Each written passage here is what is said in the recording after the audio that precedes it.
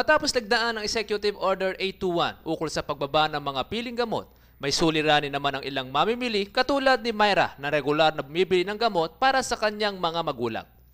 Ang gamot na nagkakahalaga ng 75 pesos dahil sa discount card ay nabibili niya ng 30 pesos. Subalit ngayon, dahil lamang sa 20% discount ay nabibili na niya ng halos 50 pesos. Parang walang effect, bali tumaas pa, mas mabigat pa sa amin.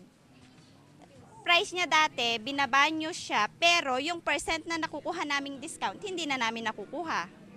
Para naman sa karamihan, ito ay malaking tulong sa kanila.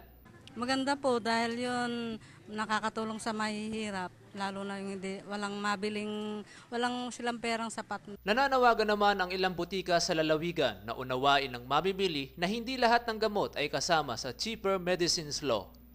Sa mga consumer po natin, sana po malaman din po, maintindihan din po nila kaming nasa butika na hindi po lahat ng gamot bumaba. Bali, pili lang po. Sa mga susunod na araw, uobligahin na ng pamahalaan ang mga maliit na butika sa pagbaba ng piling gamot. Iba-iba man ang naging pananaw ng ating mga kababayan Tarlakenyo ukol sa pagbaba ng presyo ng halaga ng gamot sa mga butika.